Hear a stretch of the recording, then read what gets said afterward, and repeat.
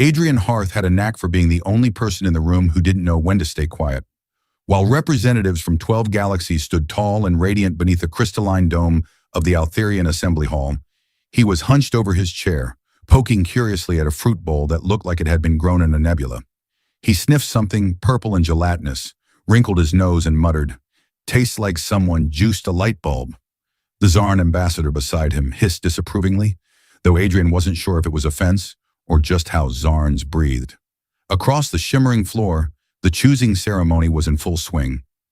Holographic banners flickered above each candidate, detailing their planetary origin, military record, and, for some reason, preferred combat beverage. Most were built like statues of divine fury, plasma scars etched into their armor, eyes that could calculate the probability of death in 6 languages. Adrien felt like a child at a cosmic job fair he'd wandered into by mistake. But he wasn't here to impress anyone. He was here because Earth had been invited and they'd sent him. An engineer, a civilian, a man whose last heroic act was unclogging a sanitation drone with a fork. He was supposed to choose a bonded partner from the lineup. Each species sent candidates to be paired with representatives as part of the Altherian trials, a diplomatic exercise disguised as a test of strategic harmony. In theory, the ceremony was about balance and alliance. In practice, it was like speed dating with weapons. Adrien stood up, wiped his hands on his pants, and squinted at the candidates. He passed over a hulking Trachor male with twin thermal blades and an expression like expired meat. A crystalline Nimari who floated 6 inches off the ground and radiated contempt. Then his gaze snagged on someone not in the spotlight, barely standing straight at the edge of the row. She looked like someone had misfiled her into the warrior group by mistake, armor a little too big, hair like a yellow explosion after a nap, and long, pointed ears that twitched nervously every time someone raised their voice. Her skin was a gentle shade of pale azure, and her eyes, though half hidden by bangs, flickered with something unplaceable. Not fear, not pride, something quieter, a slow-burning ember buried under frost. Adrien raised his hand. There was a brief pause. The system hadn't quite caught up with the absurdity of his choice. Murmurs broke out, a few chuckles. Somewhere in the back, someone snorted. "Human delegate Adrien Hearth has chosen candidate Leora of the Girari," the AI moderator confirmed, its voice tinged with what Adrien swore was synthetic disbelief. Leora blinked twice, looked left, then right, then back at Adrien as if expecting someone to stop the joke. When no one did, she stepped forward, almost tripping on her own boot. They stood facing each other in the center of the chamber, the silence swelling awkwardly. Adrien cleared his throat. "Hi, I'm Adrien. I like roasted nuts and long walks on simulated beaches." Leora tilted her head. "I'm not programmed for dating rituals." "Me neither," Adrien said, grinning. "Let's just survive the next week without getting vaporized." She nodded slowly. Acceptable parameters. They were assigned quarters aboard the Ark Opaline, a massive diplomatic vessel orbiting the trial grounds. The rooms were small but efficient. Adrien had expected some tension, perhaps a bit of standoffishness. What he got was Leora sitting cross-legged on the floor, staring at the wall with unblinking intensity. "You okay there?" he asked, setting down a snack bar made from recycled asteroid proteins. It tasted like betrayal, but he chewed anyway. "I am meditating." "Oh, right. Sorry. Should I leave?" "I am meditating on whether or not you are an idiot." He blinked. A small smile curled at the corner of her mouth. "I am still undecided." Adrien laughed, and to his surprise, she didn't flinch. Instead, she let the moment sit, like a coin dropped into still water. Something about her was slippery, not weak, not exactly, but hard to label. Their first trial began the next morning. A simulation chamber designed to replicate first-contact disaster scenarios. Candidates and delegates had to navigate a volatile trade negotiation that rapidly escalated into a hostage crisis. Adrien, having once fixed a vending machine war between 2 rival AI assistants on Earth, figured he could handle diplomacy. He could not. Within minutes, he'd insulted the simulated Raxian war prince by offering him a chair. Apparently, sitting was a mortal insult on Raxian holidays. The prince declared vendetta, weapons were drawn, the room went red, then Leora stepped forward. She spoke in a tone so calm it could slice steel. "Honored prince, My human is defective. He meant no harm. Adrien gave a weak thumbs up. She continued. He comes from a planet where people sit to eat, to rest, and to contemplate their numerous flaws. Please allow him the mercy of ignorance. The prince paused, then laughed. Loudly. A moment later, the scenario ended with a peaceful resolution badge and a simulated parade. Adrien stood stunned. Did you just lie to a war prince? I reframed the truth. That's what lying is. Your planet does it often. In advertising, he had no comeback to that. That night, they shared a meal. Leora dissected her protein slab with surgical precision. Adrien tried, and failed us to teach her the concept of dessert. When he offered her a sweet cube of earth chocolate substitute, she sniffed it like a biohazard. This smells like affection disguised as sabotage, he shrugged. Pretty much sums up chocolate. As they sat in the dim cabin, a thought snuck into Adrien's head. Dangerous, unwelcome, but persistent. Leora was funny, not in the way that made crowds laugh, but in the way comets occasionally decide to spin backward, and no one knows why. It was too early to call it friendship, too strange to name it anything else, but it was something. When she asked, "Why did you choose me?" He paused. He could have said she looked interesting, or that he was making a point, or that he felt sorry for her. Instead, he said, "You look like someone everyone else forgot to look at." She stared at him for a long time, then softly, "No one's ever said that to me." He smiled. "You're welcome. Also, you owe me 5 credits. I won the bet with myself that you'd survive the first trial without stabbing me." She tilted her head. "The next trial involves actual stabbing." "Oh, good," Adrien muttered. "I was worried things might get boring." When the second trial began, Adrien found himself suspended mid-air inside a rotating simulation cube, while a voice calmly announced, "Welcome to Vaxor 9 Historical War Replica Edition. Try not to explode." He flailed. "Try not to what now?" Leora, floating beside him in perfect meditation posture, replied, "It is a motivational greeting." The cube completed its rotation, then dissolved into light, dropping them both into a battlefield that looked like someone had told a child to draw Space War and gave them crayons and caffeine. Ruined towers spiraled toward a burnt orange sky, while plasma fire crackled in the distance like angry fireworks. Clouds above were stitched with glowing veins, and a couple of the moons seemed to be arguing based on their erratic orbits. The simulation parameters were simple: survive, adapt, and outmaneuver enemy teams representing different galactic factions. Last pair standing wins. Adrien's entire strategy revolved around hiding and praying. Leora's seemed to involve quietly analyzing everything like she was playing interstellar chess with ghosts. They ducked behind a half-collapsed fuel pylon that still sparked like a drunk taser. "I'm going to die here," Adrien whispered, surrounded by digital corpses and bad sci-fi landscaping. "Statistically, your odds have increased by 38% since aligning with me," Leora offered. "Comforting, so I'll die statistically slower." The first assault came at midday. A squad of Scytherian tacticians, famous for their quad brains and impeccable grooming, swept into the ruins with the elegance of a ballet troupe armed with particle rifles. Adrien almost admired them, until one of them shot a tracking pellet that stuck to his boot. He yelped, slipped on a grav-slick rock, and tumbled directly into Leora, knocking them both into a pile of ancient cables. "Your battlefield awareness is innovative," she said flatly. "I prefer chaotic neutral." Leora sprang up first, eyes scanning rapidly. Instead of engaging, she activated a nearby data node from the environment's infrastructure, reprogramming it with a few quick strokes. A heartbeat later, one of the enemy soldiers stepped on a section of ground that flashed, and then launched him 20 meters into the air, screaming equations. Adrien blinked. "Was that legal?" "This is a simulation. Morality is optional." "Remind me never to take you to laser tag." They spent the next 2 hours outsmarting, not overpowering their rivals. Leora used broken antenna arrays to bounce signals and fake their location. Adrien rewired a dormant mining drone into a makeshift decoy that lured 3 opponents into a crater filled with nanite gnats.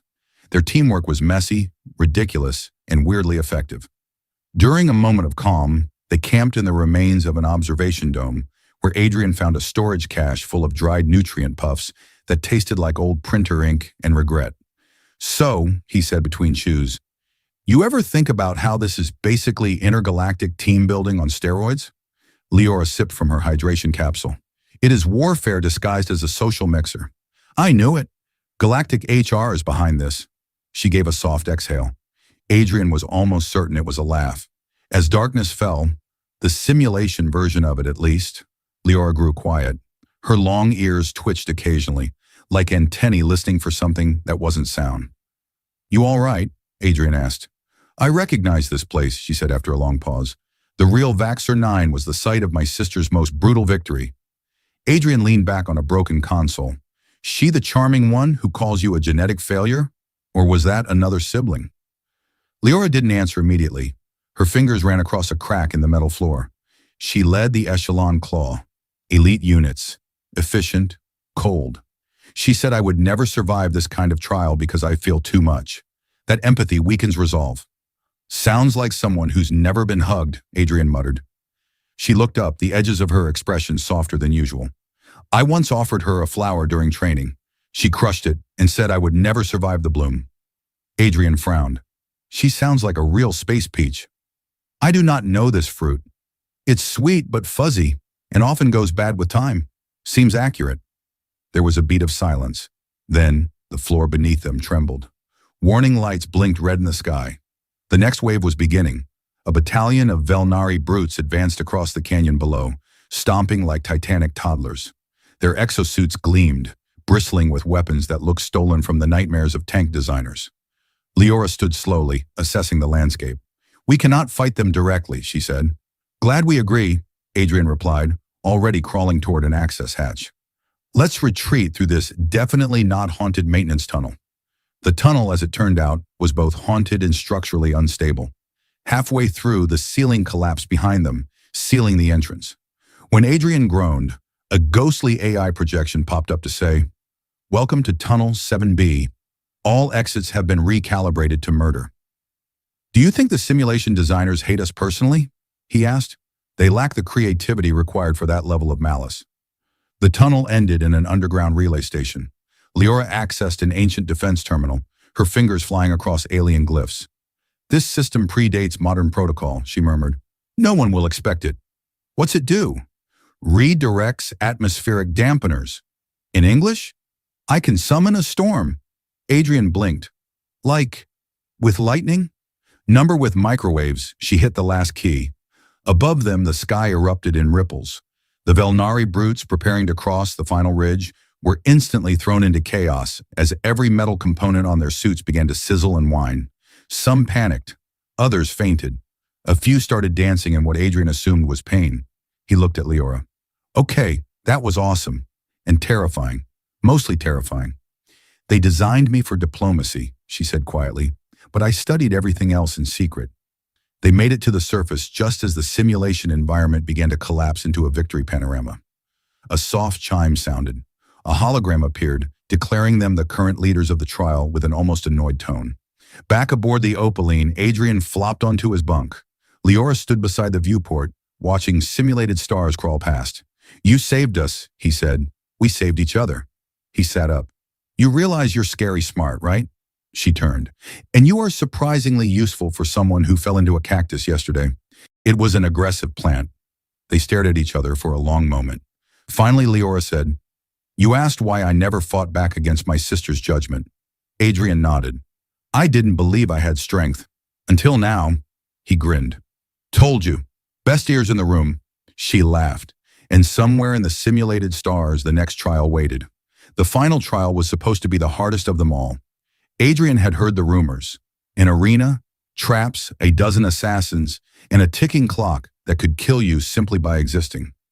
What he wasn't told was that Leora had already studied every possible scenario for the past 4 weeks, memorized all escape routes, and developed counter strategies for each of the dozen deadliest beings in the competition. Meanwhile, Adrien was just trying not to step on any wires. But it wasn't a surprise considering how much his life had already evolved over the past month.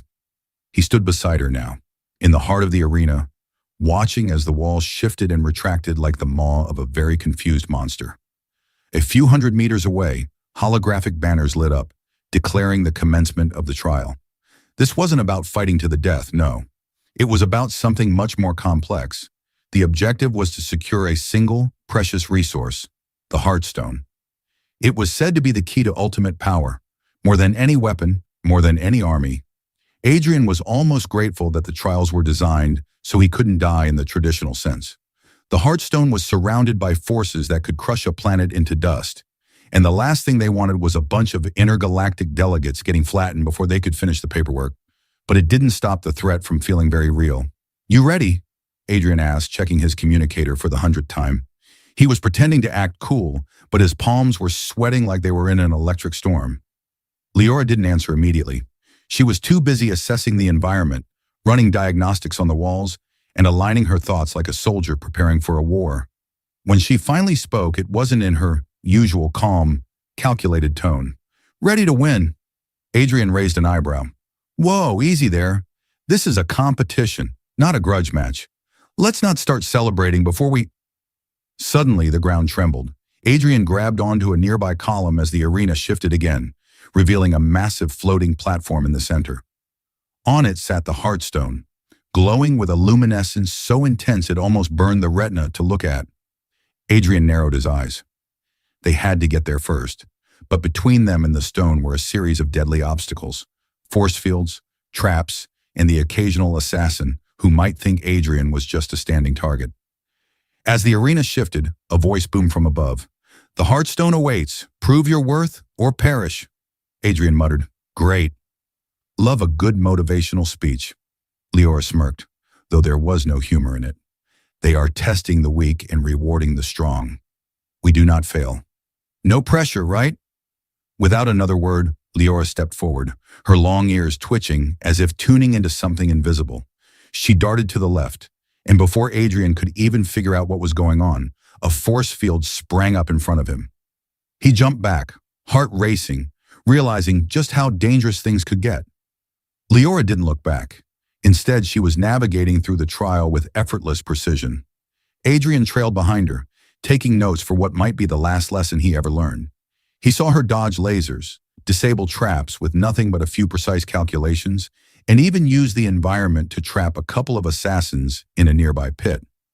"You're a wizard," Adrien muttered, climbing over a series of unstable rocks. "This is ridiculous. How are you not some sort of secret super soldier?" "I told you," she replied without turning. "I am a diplomat, but I study all forms of conflict. It makes my people stronger."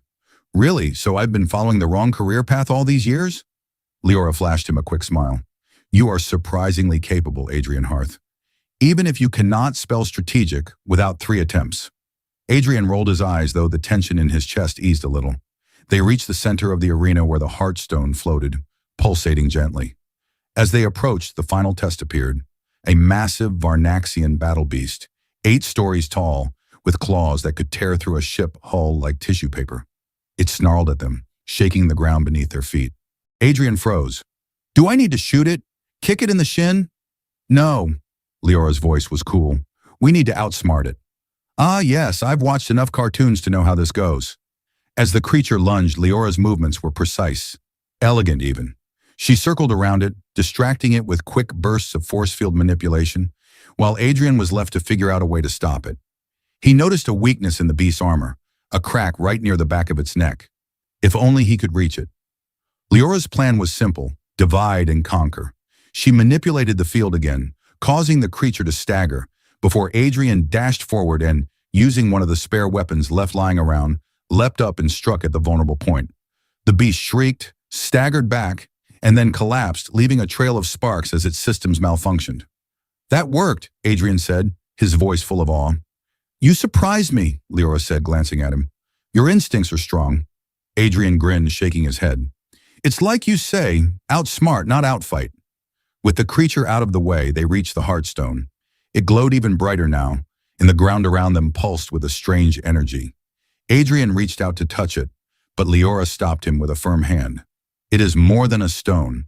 It is a test of your will, of your choices." Adrien frowned but didn't argue. "What happens if we fail?"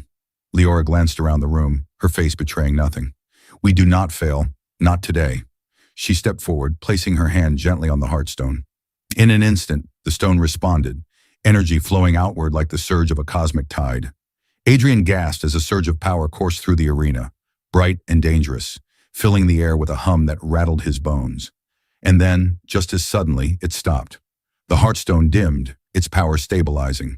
The arena shifted again, the trials concluded. A voice echoed through the chamber. Congratulations! You have passed the trial. You have secured the Heartstone. What will you do with it? Adrien stood there stunned, looking at Leora. She was still calm, her face unreadable. What will you do with it? She asked him, her tone almost like a challenge. Adrien paused. He thought about Earth. He thought about the people who would never even know how close they had come to the brink. He thought about the trials, about everything that had brought him to this moment, and about how far Leora had come. I think we should put it somewhere safe, Adrien said. Maybe on a shelf or something. Make it look official. Leora raised an eyebrow. Is that all? He smiled, feeling lighter than he had in months. Yeah, but we can always sell it for vacation money if things get boring. She didn't laugh, but he could tell she wasn't quite as detached as she used to be. For the first time in their journey, there was something softer in her gaze. Together they walked off the platform, ready to face whatever the future held. No longer as a strange pairing of diplomat and civilian, but as something more. Something that neither of them had expected. They had changed. The trials were over. The universe, for once, had nothing on them.